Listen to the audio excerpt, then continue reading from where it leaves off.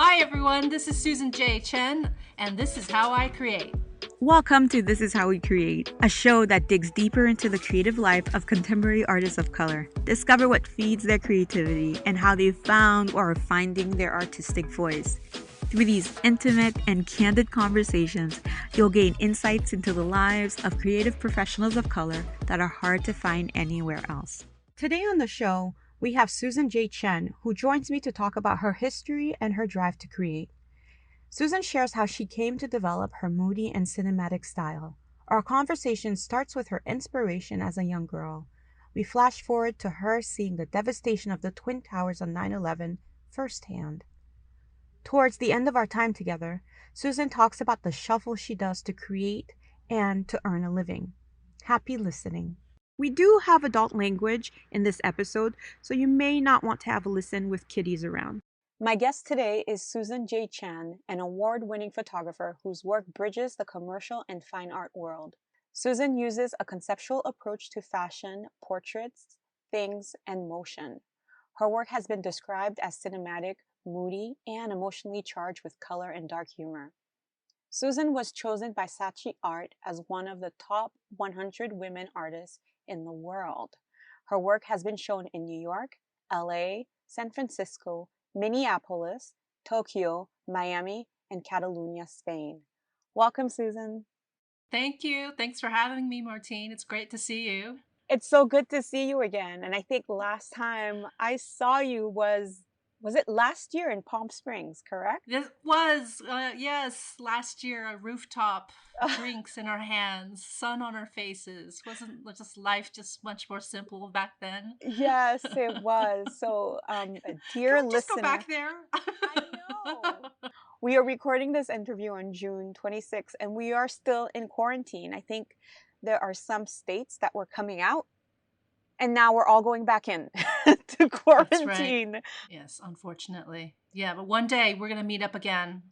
It was really fun to go to Palm Springs, to the Palm Springs Photo Festival, and to make this little group of wonderful ladies that were so supportive of each other and hung out during this festival. And we got into some fun.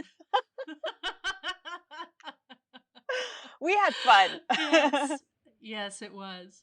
I love your work, Susan, and I think one of the reasons why I love your work is because there's so much emotion in it and there's such a story in it, and it makes you want to be the character. You have so much compassion for the character, and then you kind of also don't want to be your characters all at the same time. Yes, yes. So you're not scared off by the dark humor of it all. I'm not. I'm not at all. And we will get to that later on in the podcast. But to the point of dark humor, I'd love to hear what you were like as a child. So we'll go way back. And were you a Sunday type of girl? Well, I can tell you, I wasn't the kind of girl that, played Barbie and dolls and stuff. I was, playing with bugs and rolling around the dirt and getting dirty and just into weird things. I was a little bit of a fantasy nerd.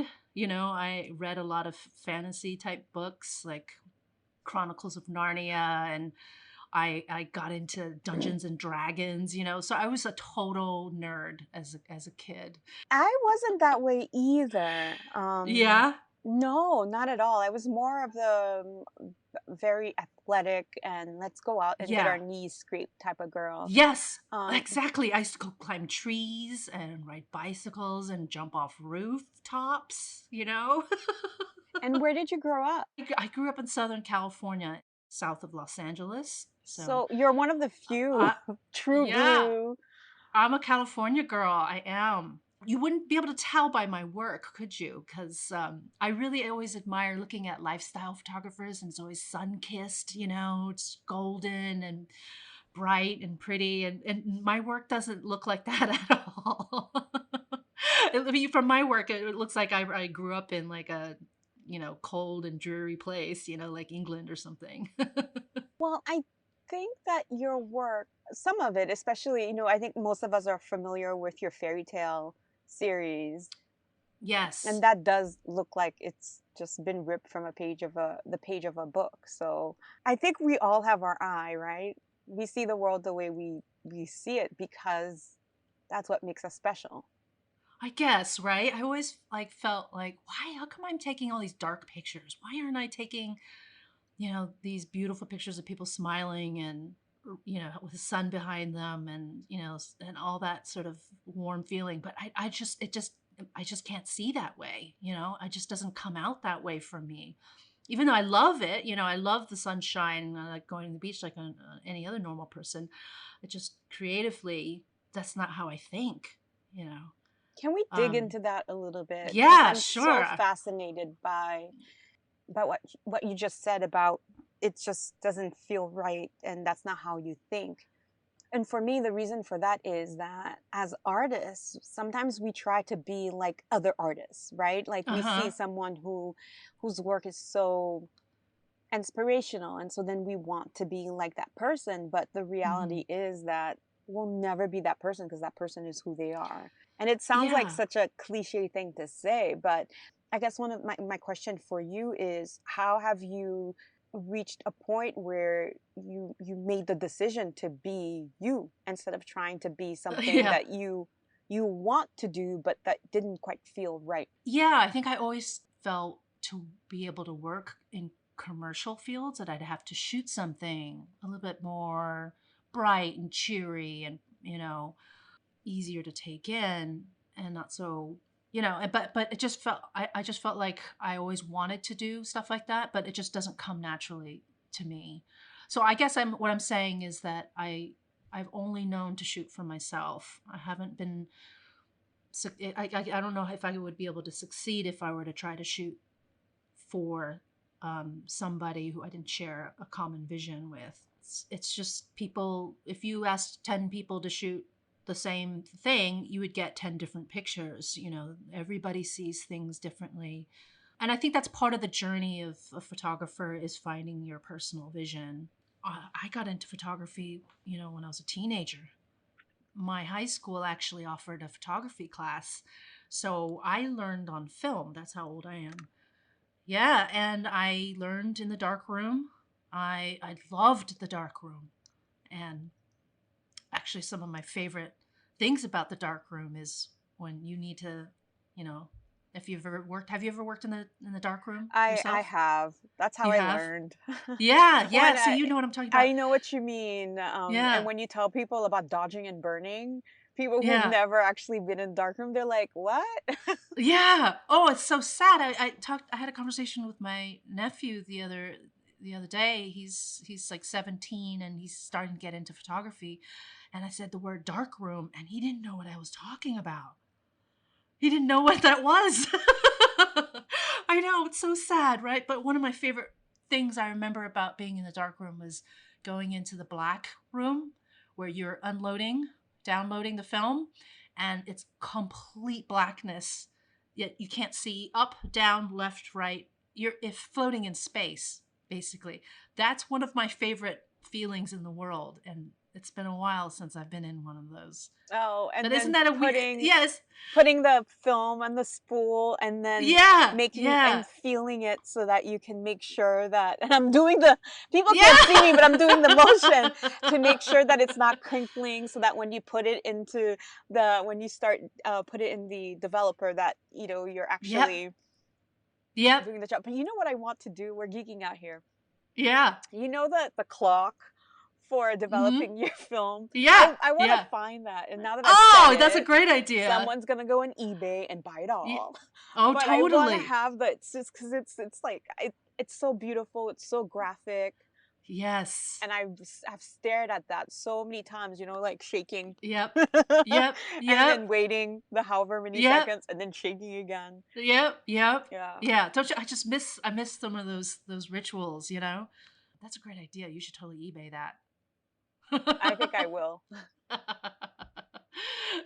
Yeah, so I fell into photography, as a kid, and I started shooting like empty parking lots with that night glow, from the fluorescent lights, those desolate gasoline stations, and looking at pictures like that. And sort of solo solitude sort of kind of conveyed. It's just beautiful, almost painterly like images. So that's the kind of mood I've always been drawn to, is sort of, that moodiness of nighttime ambient light. It's just has this beautiful greens and reds, and I've always been drawn to stuff like that. I have to tell you, I'm heavily influenced by just, I think initially it was actually film and music is what got me into photography first, rather than photography. I just wasn't educated, in photography. So I got more inspired by, I was a film nerd too. So I used to watch a lot of foreign films, and a lot of filmmakers had a huge influence on my look and style. And you'll see it too in modern fairy tales. There's a lot of pop culture references in there. For instance, the image of Alice in Wonderland is a take on vampire show. What's it called? True True Blood. Blood. Yes, because you see, it's a very white, pale image, but just the bright, vibrant red lips. So that's all stuff that has sort of gotten into my brain at some point. Hitchcock. There's some Hitchcock in there. There's some Wes Anderson influence in there. 6 Feet Under. 6 Feet Under, really? Yeah. Yeah, you remember that TV show? I It was like, do, and I haven't seen it, but I've been thinking about 6 Feet Under and watching it again, just because there was this New York Times article a few weeks ago about people who work in the funeral mm-hmm, business, mm-hmm. and specifically the article was talking about how few women there are and a few people of color there are. And so then I started thinking about 6 Feet Under, and I started thinking about, I wonder how much diversity there was in that show. But tell me more. There wasn't any. There usually There wasn't isn't. any diversity. I think there's like one black cop. No, but I loved that show though. It was just a little bit of the kind of dark humor that I like, because that show is very dark, but it's got its black humor in it too. Every show begins with a death. It opens with a death. Yeah. So, I loved it for its original, tone and dark humor. So I just love that kind of stuff. As dark as my stuff can get, I also have a very like silly side as well. I have a second Instagram profile to separate all the other kind of comedy silliness stuff. I draw on things that have faces, and I have a silly side and a fun side, as in addition to the dark stuff. But I remember seeing your project Postcard from Home, and that's just really silly. Yeah, it's hilarious, right? Can you tell us, super cute. Can you tell us a little bit about that? Sure. Yeah, that Postcards from Home is different from my main body of work, as you can tell, because it's very funny and bright, and maybe even kids could read it. It's a fun little side project I started when friends of mine were traveling for a long period of time, and they said, hey Susan, why don't you come stay at our place and you can dog sit for Atticus. Atticus was 4 years old at the time, Boston Terrier. So he and I just hung out, and I just started to notice that he just kept staring at me all day, So I'm like, okay, I'm going to try putting a camera in front of you, see what happens, right? And I just noticed like it was just golden. He had this like very laser-eyed focus. He was so good in front of the camera, and I was like, this dog is, not all dogs look at the camera like that. They don't have the focus. He does. So I decided to photograph a picture each day, write a little story in his voice, and I sent it to his traveling friend, his traveling parents each day. And I called, and I, did some 50 shots by the end, and called the whole body of work Postcards from Home. Do you remember some of the captions? Because they're so funny. Yeah, they are funny, right? I wrote it in the tone of a small dog that just doesn't understand why his parents would leave him. So he goes through all these emotional arcs, like disbelief in the beginning, to kind of rebellious anger, and then to like, okay, you're gone, I'm gonna party. And then so he kind of goes through all that, and then at the end of the story he starts to miss them, and then he starts writing in this very longing kind of I miss you kind of voice. So he just kind of he covers the whole kind of arc of what it feels like to then to be left home alone. It was a great series. People love it. It's I'd love to publish that into a book one day. I saw it on Blurb. Yes, I did self-publish it. Mm-hmm. I did put it up on there, so you can see the whole series I there. might get it. Yeah, Just yeah, because it's so funny. yeah. There was something where he was like, he was buried under sheets, and all you could see were like Two two legs. legs. Yeah, yes. That was his caption. I hogged the bed, but you weren't there. Yes, which was so Yeah. sad. But cute at the same time, Yeah. and cute and light, I have to say. Yes. But the I know. caption turns it on its head. Yeah. Yeah, it was fun to do. It's definitely a very different. It looks like two different photographers, right? It does. Yeah. But isn't that what we're all about, right? Is So it really? well, I think so. I mean, what one person is flat? Name one person Yeah. who's just one way. Yeah, you're right. I think we all are multifaceted, but for some reason, I think this industry just trains us to need to be one kind of photographer. It's kind of like sometimes it screws me up, I have to admit. Whether it's our rep or whoever it is, they need to be able to market you in one way or another. And I Yeah. think clients need to know what they'll get from you. And apparently, if you only do one thing and you do it over and over and over again, then they're comforted by that. But I mean, there have been lots of other photographers who've pivoted right from one. They might be doing lifestyle and then they switch to food, or they might be doing interiors and then they switch to something else. So it's possible, but it sure takes a lot of test shoots and rebranding. It's an expensive turnaround, but it can be done. So you studied photography in high school, and then you go to university, and when you come out, you don't go into photography right away. Right. Can you tell us what happens when you graduate? It's just I'm a total victim of listening to your parents, my parents are immigrants to this country, and chasing a dream in photography or in art is not what they would have liked. It's for a lot of immigrant, kids of immigrant families. It's about survival, and getting a real job. So I guess I fell into that trap of falling in that pressure. I should have never have listened to them. Actually, when kids tell me nowadays, like, "Oh, I want to do this," I'm like, "Yeah, do it. Don't listen to your parents. Just do it. Go for it." So you worked in marketing for a few years. I did. I went to university for marketing, started my career in advertising. So I was in the corporate side and I always did photography on the side, and I'll always do it no matter what I need to do to pay the bills, which is really the primary reason why I went the corporate side, was just, to be able to live and pay the bills and such.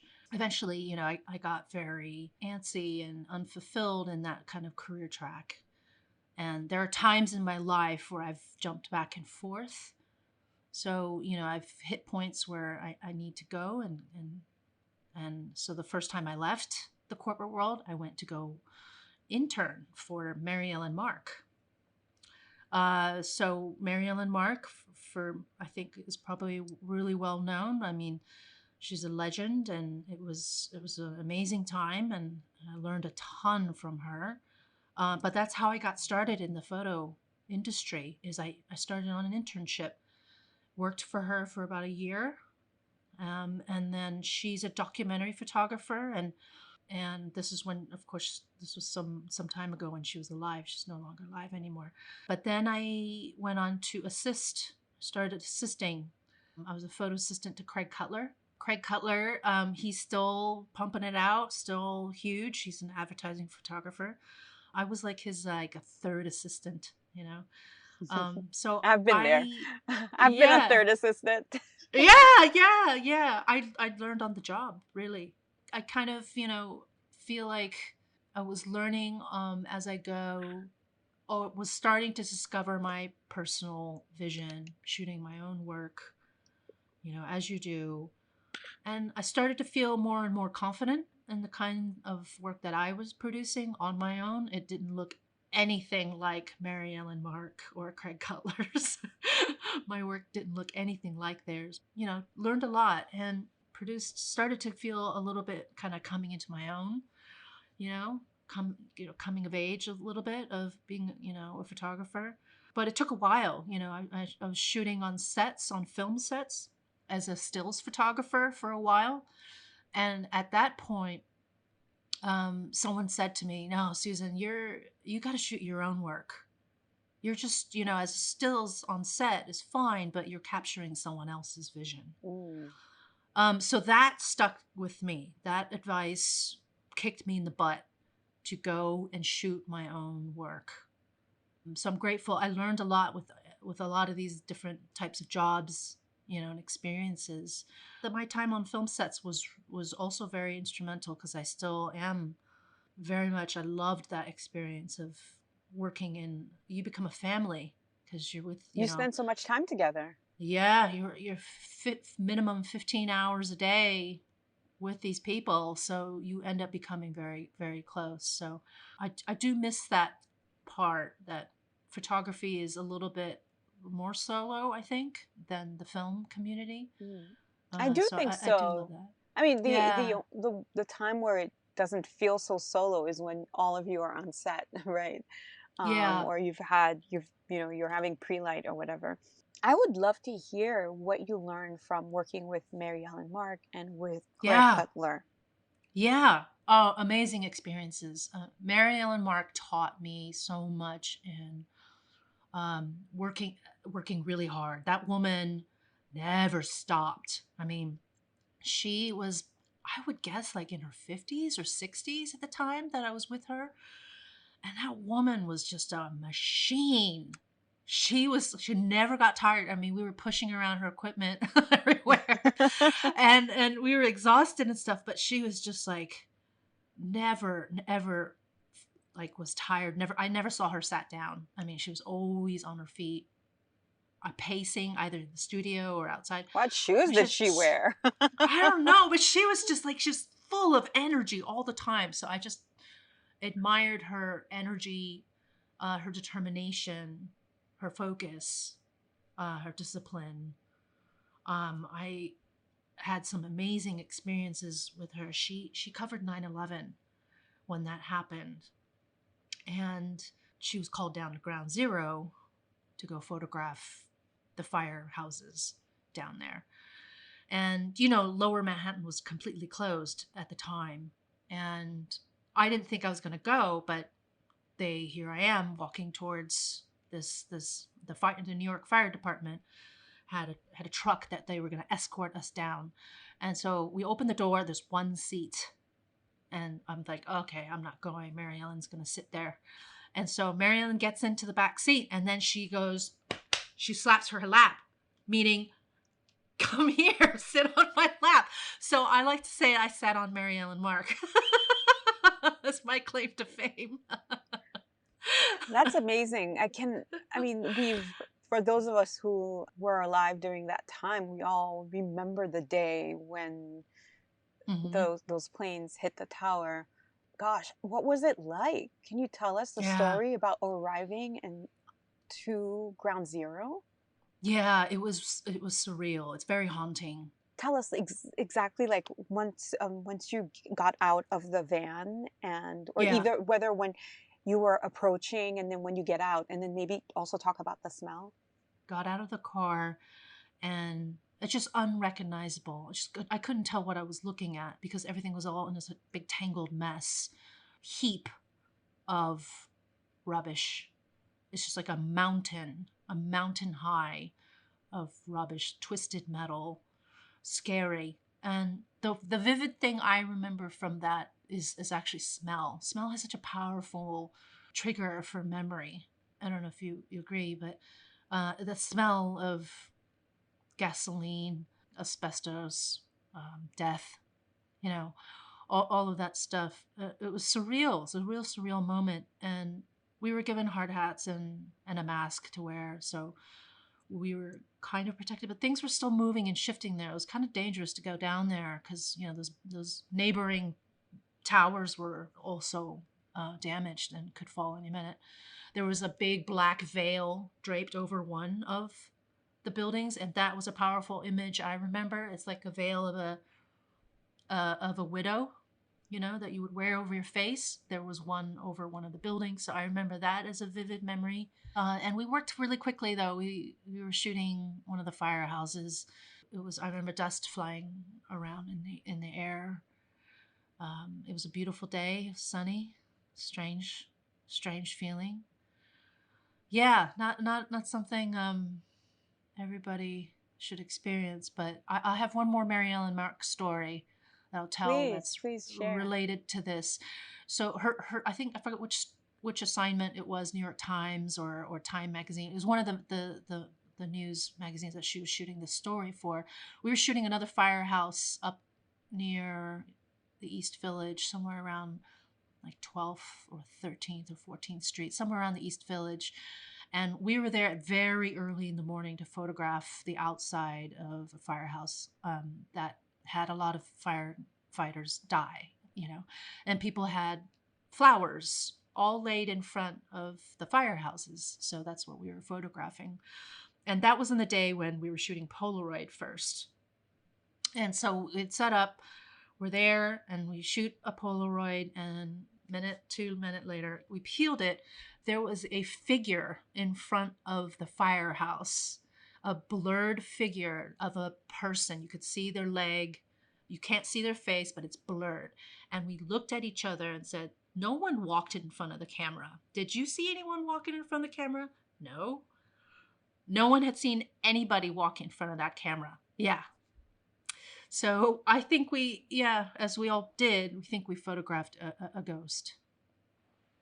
It's wild, isn't it? That is wild. Yeah. True Wow. story.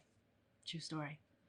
But yeah, that was my time with Mary Ellen Mark. With Craig Cutler, I got my taste of full-on commercial workflow and studio. He does big advertising shoots, still life and advertising. So that was a complete opposite from working with someone like Mary Ellen, who shot documentary people, you know. So I got to experience very polar opposites in the industry. What sometimes I think is really helpful when you have two very different work experiences, Yeah. you learn somehow what not to do, as well as some of the things that you should do. Yeah. And I often think that having a horrible boss is more meaningful than having a good boss. I really do believe that, because you learn all the things that you should not be doing. What did you learn from working with Greg and Mary Ellen in terms of systems or ways of operating that you now have merged into your business?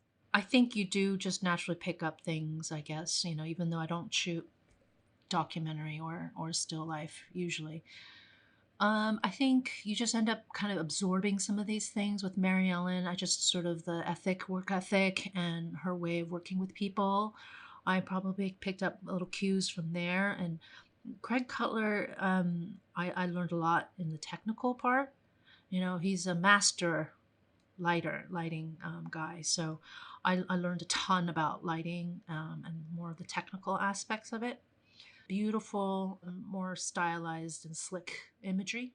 So I probably borrowed a little bit of that into my work too. My work tends to be more stylized. One of my heroes, Melanie Pullen, photographer who shoots very dark stuff, she said during the Palm Springs Photo Festival that we went to, she described her work as creating moments. It's not capturing moments. She's creating moments. And that really resonated with me, because I think that's the type of things that I try to do in my work, which is very different from Mary Ellen Mark. She's there capturing moments as a documentary photographer. Do you think that has a lot to do with your influences as a child and all of the films that you were really into. I remember reading that you love Hitchcock, and I think you mentioned that earlier too during our interview. I'm assuming that has to influence you in ways that you can't even. Oh, totally. Yeah. Some of my biggest influences are filmmakers. Wong Kar-wai. I was going to say that your Yeah. work reminds me of In the Yes. Mood for Love. Yes. Which is one of my It's favorite movies. yes, I Yes. can watch that Yes. movie so back to back. I love that Yes. movie. Exactly. Yeah, you're totally on my level then. Yeah, it's stuff like that. I was a big foreign film nerd too. Pedro Almodovar, which your work, the colors of your work, Martine, remind me of that. And I love that because I love the color in Pedro Almodovar's work. Oh my, I didn't even realize that. I'll have to go back and look at his work. His work. You're right. Yeah. He does these really bright colors. Yes, women on the verge. Verge of a nervous breakdown. Yeah. So he had a huge influence on me as well. Yeah, because I love color too. I think we all all love black and white photography, but for me, I see in color. Yeah, it's definitely color for me. Even though I love black and white, because Mary Ellen shot mostly black and white photography. Well, I remember reading something about how the human eye sees a lot more subtlety than we think. And I've been loving and gravitating towards really underexposing my work, my images, because I really want more subtlety. And I want your eye to work. Yes, for sure. I have a very long process though. Sometimes I sit on ideas for a really long time until I become obsessed with them, The modern fairy tales stuff took me a while to bring to life. Can you tell us a little bit more about the modern fairy tales? Yeah, sure. I was reading a book, The Wind-Up Bird Chronicle by Murakami, and it's a really weird book. So I just love the weird stuff, right? If you can kind of tell, I love David Lynch, Murakami, that stuff. So The Wind-Up Bird Chronicle, I was reading at the time, and I was running in the park, and I was starting to imagine all these scenes in my head as I was running. I pitched the idea of retelling classic fairy tales to a friend who had a handbag that she was launching. Let's retell these classic fairy tales, but in a modern way. Because her handbags were described as classic silhouettes with a pop of modern color. So I'm like, great, let's use that concept into something where we retell a fairy tale. So I just started I started reading a lot of the fairy tales too, which also was like shocking to read the real stories behind these fairy tales. So the original source material was a big inspiration. As we kind of talked about earlier, a lot of pop culture references were kind of True Blood, fed in there. True Blood, 6 Feet Under, Hitchcock, Wes Anderson. Yeah, for some reason she let me shoot Wizard of Oz. Yes, that one's my favorite. Right, but like you smile and you laugh, right? But it's like a dead witch. Yes, right. But her legs are in such a way that's so comical. Yeah, it's funny, right? So that's the sort of dark humor, my brand of dark humor. I hope to continue with my work, and I think that as kind of morbid as it is, I hope people see get a little giggle out of it. Well, I wanted to just remind myself of them, and so I just pulled them up. I love how you use the frog and the prince. No, the frog and what is it called? The princess and the frog. Yeah, I think Disney turned that into something like that with Princess Tiana. But that one I think is the hardest for me because the frog is dead. Why did you kill the frog? You see, why can't I shoot happy people running through a field with the sun behind them? No, I have to go and shoot a dead frog. So it's really funny. I kind of crack myself up that I find myself shooting things like bugs and dead frogs and snakes. But yes, the frog prints came about because I read the Brothers Grimm, who were the original authors of that story. And I found it so fascinating that the original story is so different from the Disney one. Can you tell us Because more? Sure. The Disney version is the princess kisses the frog and the frog turns into a prince and they kiss and they live happily ever after, right? That doesn't happen in the real story. It doesn't. Oh, It's fascinating. what happens in the real story? Like that was a cliffhanger there. What happens? So in the original true story, she doesn't kiss the frog. She ends up throwing the frog against the wall in the moment of anger and spite, because she's a little bit of a spoiled princess. So she kills the frog. And I read that and I'm like, oh my God, I need to shoot that. So I went Good. looking for a dead frog as a prop. Yeah, and it was kind of funny. I went to my local pet store. I was like, hey, you have any, frogs that just didn't make it? And they're like, yeah, we have a long waiting list. I'm like, really? I was like number 20 on this long list. I was like, I'm never getting this dead frog. So then I asked a friend and she's like, yeah, just Google it. Just Google frog specimen. And there you go. There's like these places that sell frogs to schools for like, classroom, dissections and stuff. So I ended up, calling them. I'm like, hey, can I buy a frog? And they're like, yeah, sure. How many? I'm like, one. So I bought two, but yeah. And they came to me in their formaldehyde bags and it was kind of gross. I kept them in my fridge. I couldn't face it until the day that I was going to shoot this. And yeah, it was kind of hard. It's like, as much as I'm working with bugs and frogs and snakes, it's not pleasant. I don't really love dead frogs and I don't love bugs and I don't love snakes. So, but I find myself working with them quite often. But it was fun to shoot though. A lot of people ask me, did you really kill a frog? I'm like, no. What kind of person do you think I am? So for most of these, they do look like sets, except for Little Red Riding Hood. Yeah, that was shot on a park location. Yeah, those most are in a studio or a makeshift studio, like in an office building. That the handbag shoot, some of it was shot inside their offices. The frog prints was shot in my apartment. The stuff, the motion work I did with the snake, that was shot in a studio at Sandbox Studios in San Francisco, actually. And then there was the one for, is it Drizella, right? Yeah, yes. That one, because I remember seeing the motion for that one. Where did you shoot that? That also was shot at Sandbox Studios in San Francisco.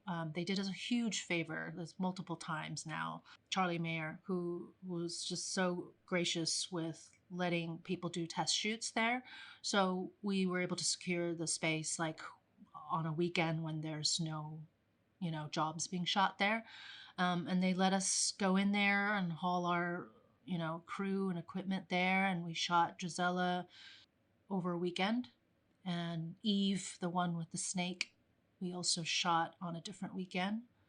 Yeah, it's that motion work is just a bigger set. You multiply everything by 10. We had many more people, and the grip and the camera and stuff is just way on a bigger scale. So, can we talk about going from doing stills to doing motion? Yeah. Was that a huge learning curve for you, or did you? For sure. Oh my God, yes. But I've always wanted to shoot motion stuff, just because I'm so heavily influenced by film. And my first kind of project with motion was Drizella, which is an extension of modern fairy tales because Drizella is the stepsister of Cinderella. And that too is an interesting story. You should give that one a read too. Yes, it has a lot to do with toes being severed. That's right. Again, dark. That's right. Yes, yes. So Drizella was my first time experimenting with that. I learned a ton, doing that. It was so much fun though. I enjoyed it so much, and I was just getting hooked on doing more projects like that. So it It, seems like mhm. you did the initial few stills for the Modern Fairy Tales project, but Yeah, then you continued it, right? I continued it. That's right. Yes.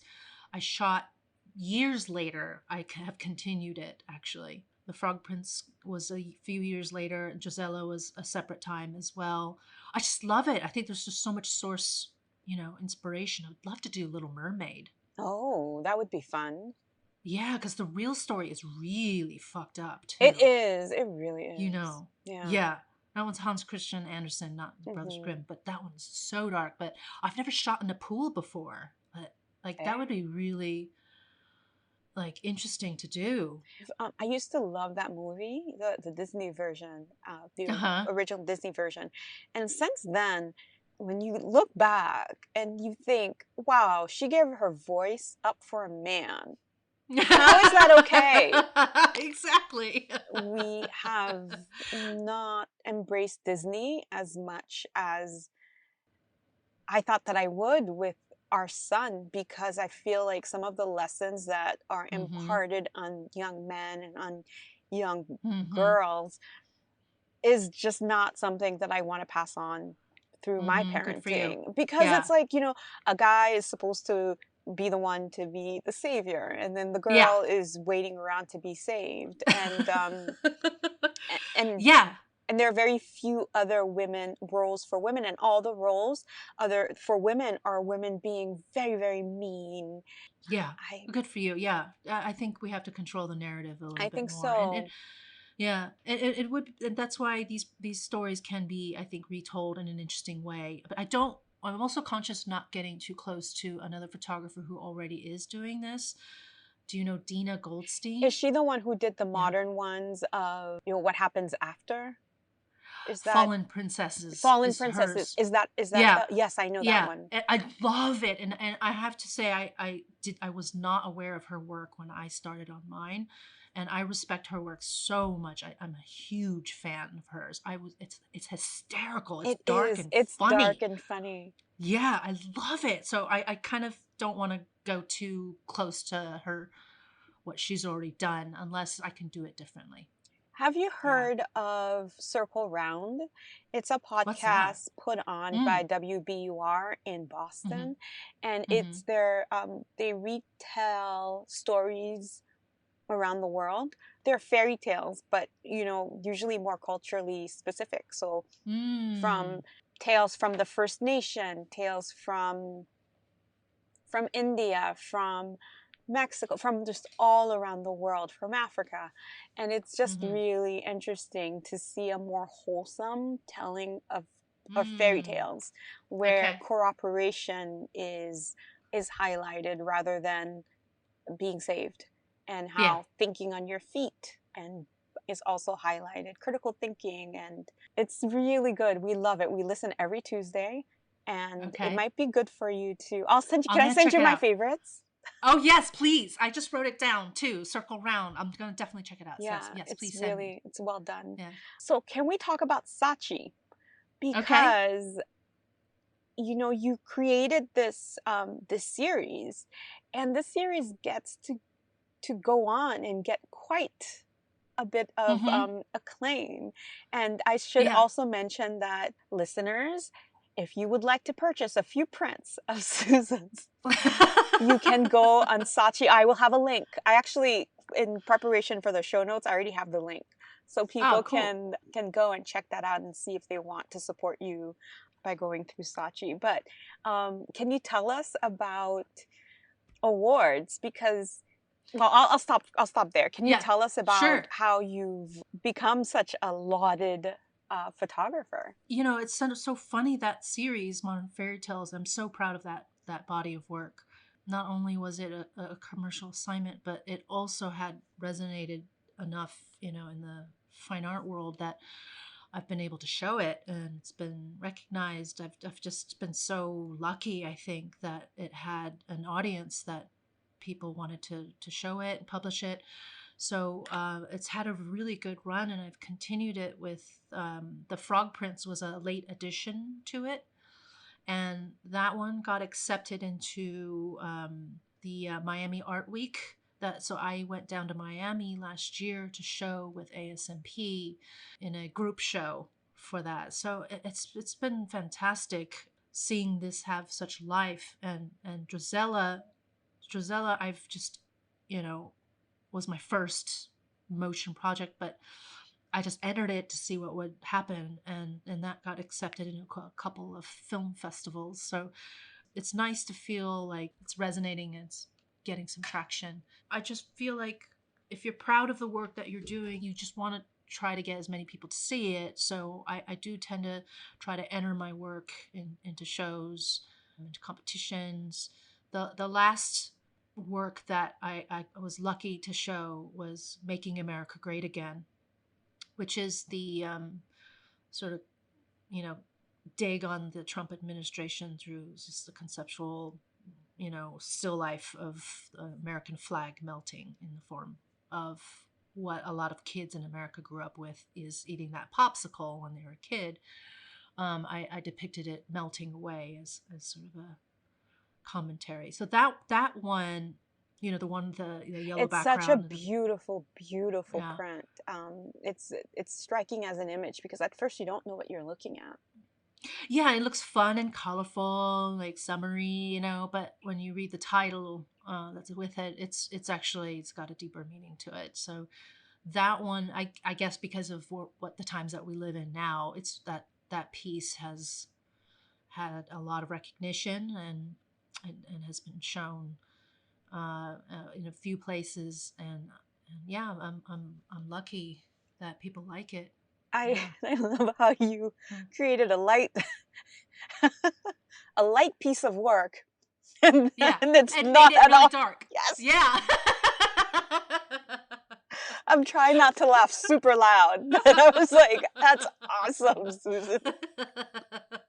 It's so me, right? Yeah. It's perfect. I know, even though I'm not a still life shooter, or I'm not a food shooter either, but How did it's you make my. it? Mm. How did you make it melt? Did you just leave Oh, it? yeah. I shot it on on a hot day on a piece of plexi, and it just gave me this beautiful melt by itself. And I just kept photographing it like in intervals. So over the course of it frozen and then to it melting all the way. Mm. And it How just was, yeah. how do you come So, up with these ideas? I ask because mm, that's the great mystery. How do we get yeah. these ideas? But how did you come up with that idea specifically? Well, that one was a total happy accident. My creative process is, as I referred to before, actually pretty belabored, and I kind of think it over and overthink it, and I storyboard and I draw it to death, and I sit on it until I get obsessed, and then finally I actually shoot it. It can take a long time. That Making America Great Again was a total like accident, where I was just one day I was like, oh, these popsicles are so colorful and pretty. Let me just see what happens when I shoot it. It was a total experiment. And then when I photographed it, I was like, this thing is melting so beautifully. It's got this like painterly kind of thing going on with it. And when I realized the symbolism of the American flag melting away, and I don't know, Trump probably said something stupid that day or something, and I'm like, that's what the title of this piece is. So it kind of was something I stumbled on. You referenced that before. Sometimes as creatives, you don't know necessarily what you're going to create, but sometimes you kind of get there by accident.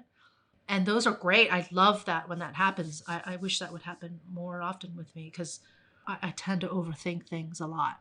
You were talking about your process, about sitting, having the idea, sitting with it, storyboarding Yeah. it. Is that usually Yeah. your whole process? Yeah, it can take a long time, which is my downfall. I'm not as prolific as I'd like to be. But yeah, I usually will have an idea. I'll usually sketch it, draw it. And I'm a terrible drawer. So it's usually like stick figures. um, so something pretty simple, sketch it several different ways, think about it, sit on it for a while, talk about it endlessly with people, which is really bad.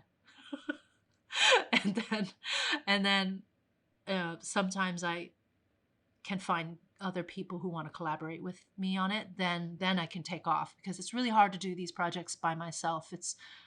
These are, as you know, it's never a team of one. It's been, if I've been fortunate enough to have a collaborator with me, usually is when the rubber hits the road, that I can actually make things happen. It's rare that And it's a team of one, right? Like if you're yeah, doing, especially yeah, commercial photography, it's not a team of one at all. yeah, Um, yeah. But a lot of these projects are, for me, a lot of them are self-funded, so I don't have the luxury of, hiring a whole crew. So I do have a reliance on just people who want to make great stuff and want to collaborate or want to make stuff for their book. Or, I was working with a crew up in San Francisco. They were all kind of stuck doing like catalog stuff that maybe they were kind of a little itching for something more creative. So, I fell into a group of people like that they just wanted to make something creative. So I was lucky that, they are all on board with me on doing stuff like that. So it's important to find, your tribe and your community it's of so important. collaborators. Um, Yeah. how do you, the work that you're creating, how do you balance that with some of the commercial work that you do? Well, I have to be honest, I don't do a ton of commercial work. I've had to sacrifice a lot of my desire to do this full time by doing other, like corporate work stuff to pay the bills. It's been largely, I've been shooting a lot of the work I shoot is for me.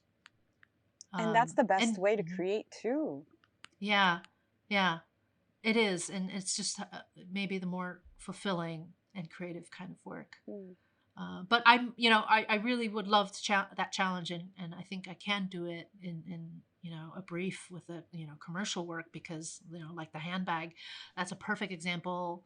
The handbag shoot where I'd love to combine my kind of way of seeing things with a brand. I would love to tell that story. Well, Yeah, hopefully someone will listen to yeah, this and hear you and call you I'm up. game. I'm Yeah. game. Yeah. Can we talk about failure? Oh yeah, I feel it every day. Oh no. Well, I think that we in our culture here in the US, we prioritize success and hustling and getting things done. Sometimes we just don't. And sometimes things just don't go the way it's supposed to go. Can you talk about like a point in your career where things just didn't go the way that you thought it would go? And what lessons did you learn, Yeah. if any, from that? I mean, I've always had this struggle in my life of almost living two lives. My desire to be, work in photography full time, and the other life of paying rent and whatnot. So the times that I've hit the point where, I'm able to pay rent and everything, but I'm creatively unfulfilled, that's when I feel like a complete failure. And I've hit that road a few times, fork in the road. So I think, I'm always happier to jump back into my true love, which is photography, and I've realized that, and I've known it for all my life. This is, despite me, getting into motion and film and stuff, my true love is still photography. Mm. But sometimes you just got to do what you got to do. I know that it's, for a lot of photographers, it's hard to make a living. So it's okay to take this sort of pay the bills type of job. It's totally okay. And sometimes I felt like a failure all the time, but I realized that it's enabled me to actually create the work that I want to create. So maybe it's not such a bad thing that I had to sacrifice a few years of my life. I have done so many Yeah. jobs Have to you? You've support lived? my Yeah. passion, to support photography and getting to where I almost feel like I've made it. I'm not there yet. And I still take lots of jobs on the side, lots of Mm-hmm. things that just don't appear on my Mm-hmm. website that I do. Mm-hmm. And I think that perhaps more people do that work than they let Mm-hmm. on, whether it is taking a part-time job that is Mm-hmm. not, that has nothing to do with the arts. I used to do catering. Did you I used to do really? catering, yeah. I mean, Oh, I didn't do cater, but I was one of the servers, uh-huh, uh-huh. passing things out at weddings and so Yeah, on. And I've yeah, photographed yeah. weddings too. I've like Yes. worked at a car rental agency. Uh-huh. I'm glad to hear that I'm not the only one then. We've all had all kinds of strange jobs. You are not. No, Yeah, you're not the yeah. only I know, one. and I photographed a wedding too. Can you believe? Can you me shooting? Person who shoots dead frogs. I photographed a wedding before too. How did it go? I'm curious. It's funny. Like when people see my work, I find it odd when someone asks me to shoot like their wedding, or I got approached by someone who wanted me to shoot like this family and toddler clothing. I'm like, wow, have you seen my work? I don't get it. I don't get it. That, Some people who approach me. do you think it's the skill level that's there, and not only the skill level, but a taste preference that's there, an alignment in the two, and Is that that what it is? and Because that yeah, the outcome of what they want isn't as important, right? Because what they want is your eye, and you tell the story in a way that they want it to be told. Your inspiration and your actual fingerprint will come through, but just it will show in a different way. I would like to think that it's like the popsicle. If that yeah. popsicle, the melted popsicle and all those beautiful colors, if it didn't have a caption, Mm-hmm. would we see it as morbid, No, or would we we would see it see as it. dark? I don't want. Yeah, We're gonna strike the morbid because I don't think that's morbid. But would we see it as yeah. dark and Probably not. the Not. dissolving of a Mm-hmm. dream? We wouldn't, Right. right? Right. Right. It doesn't have that context. Yeah, Yes. you're right. Yeah. Yeah. Maybe that's what it is. I'm always surprised when people want me to shoot like their babies or something. Maybe anyone who's been a parent knows how dark parenting can be. At 2 o'clock in the morning when the baby's still crying, I could see, I could see why. Um, Good point. so Um, Susan, I know that you moved to Brooklyn, right? And you are learning a new skill. So can you tell us what that is and a little bit more about what your decision was that influenced um, yeah, going to New York? sure. So I think with some photographers who are moving into more motion based work, as I had been for the last few years, I got really excited about shooting video, and I just love that whole process. So and that process includes the editing part of it. So I started to get into editing a lot more, editing my stuff, editing my friends' stuff, and I really enjoyed that skill set of editing. I think can open up a whole bunch of opportunities. So I decided to take it seriously. I went to a school in Brooklyn to study editing, and took a summer course there and worked on films there. So that was more film editing. Also edit short form stuff on my own. So I've had a mix of both editing short form and long form. And I just loved it. It's great. It's been fantastic. So I hope I can bring more to the table when I work with people, because not only can I shoot, but I can edit. I think it's a great thing for people to pick up now, especially now during the pandemic when there isn't a lot of work right now, is to expand your skill set. And editing I think is always needed. There's so much video content out there now, so hopefully that'll become of some use. But yeah, I just it's almost like they talk about editing as like as writing because it's the last rewrite, but it's also a view into directing as well, because as an editor, you see everything. You see all the takes, you see all the footage, all the good and the bad. As you're putting it together, it is kind of like a director role where you get to put a cohesive narrative, story, or flow, or motion, or feeling together. So that's what I really love about editing. So yeah, I'm doing a little bit of editing work now in addition to looking for more photography work. Oh my gosh. That's incredible. because it's what you said about it being editing is the last rewrite, and we know how important retouching is. The photo isn't done when Yeah. you've taken it. It's kind of like it's that the darkroom piece, right? Yes. It's Yes. one of the steps to making the image. And I've started to look into the specifics of movie making to influence my photography work, so I could just Mm-hmm. become a stronger photographer. And understanding the edit has been something that I'm interested in too. Do you mind sharing Yeah. the name of the school where you took the class? I have sad news about that. The school just announced they are closing. Okay. They just didn't make it through the pandemic. They were called the Edit Center. I'm heartbroken over it. So I'd love to chat a bit about how you're doing, because we're living in interesting times, We sure are. with COVID and Black Lives Matter. How have you been? How Yeah. have you been keeping your spirits up? It's been a roller coaster of emotions for sure. I felt like everybody has, like through the whole range of emotions, but on the creative side, I had to create something. I don't know if you were able to create under quarantine, but I ended up as scrappy as I could, shooting a video, which I can send you the link to as well. It's all shot in quarantine. With I don't have any of my things with me since I was kind of stranded in California when the lockdowns happened. All my stuff is in Brooklyn, and I have some of it here. So I had to be scrappy of the stuff I've created while in quarantine. But I shot a video in and around my house, just with time slowed down. So it's just a reflection on time slowed down, isolation, loneliness, and just sort of guided by. I just started to notice the light traveling around the house. So it's kind of reflective and meditative.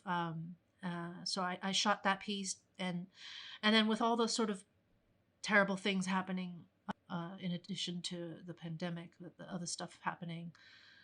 Every time Trump opens his mouth, I also I just published out another a photograph that I did. That was interesting. I think it's going to be an extension of Making America Great Again. What I did is I photographed a bleach martini with some Yes, I hydroxy saw that. chloroquine pills. Yes. Um, That was amazing. I was just like, yes, yeah. girl. Yeah. Thank you. I should have shot it earlier, but I don't know why. It just sort of, I don't know why it came to me, but I just thought, my brand of dark humor again is like, let's, people are shooting, it's summer, people are shooting sangria and, lemonade and stuff, but no, Susan's got to shoot a bleach martini. So I, I loved that image because it's exactly how I'm feeling right now. yeah. And Mm-hmm. I'm having a hard time making happy images, honestly, because Yeah. I'm sad during this Right. time. But at the same time, I Oh. have to be hopeful too, because this Mm-hmm. is my country, darn it. Yeah. I'm Yeah. like, I'm not having it. Yeah. I want Yeah. things to be better. And so then I've had to ask my question, what do I want? And how can I do that through my work? One of the things that I'd like for you to consider is a challenge that I'll be sending your way. I think for in the commercial, or at least in the photography world and in film, there's always those movies that are like all American.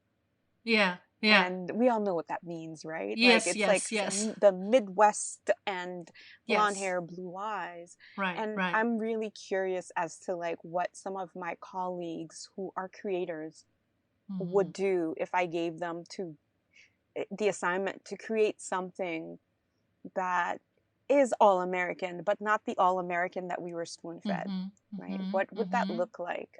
Yes. So if I that's love that something you'd idea. be interested in doing, please, because I'm getting a whole bunch of people Uh-huh. to do that because I'm That's a curious.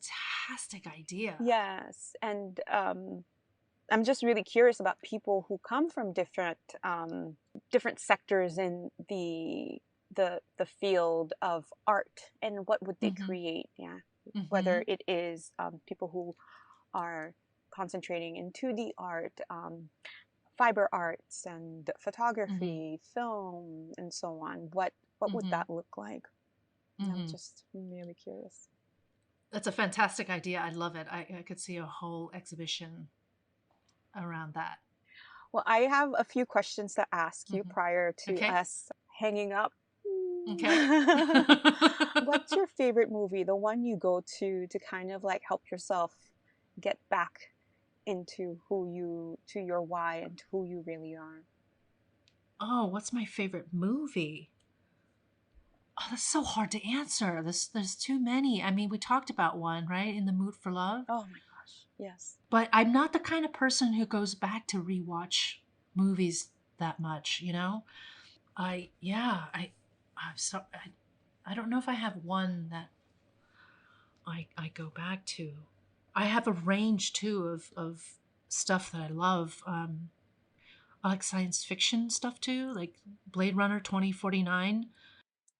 The lighting in You know, that was the crazy good. yeah, the The DP Roger oh my Deakins. gosh, yeah, that the Yeah, photography. Oh my word. yeah. That film actually inspired me to shoot Being is a motion work for me. The lone man Oh in yes. black with a hat. That one was inspired by Blade Runner. Yes. So I definitely do draw upon little references of things that I get really excited about. So, what is the best way for us to keep up with you and all the things that you're doing? Oh yeah, you can. Let's connect. Let's connect over the Insta. I'm at Susan J Chen, and then my funnier, sillier stuff is at Corn Dracula. Or you can check out my website www.susanjchen.com. Perfect. Susan, thank you so much for coming on. I've loved catching up with you again and learning more about you and what inspires you. Thank you so much, Martine. I can't wait to have drinks with you again on a rooftop somewhere in this world again.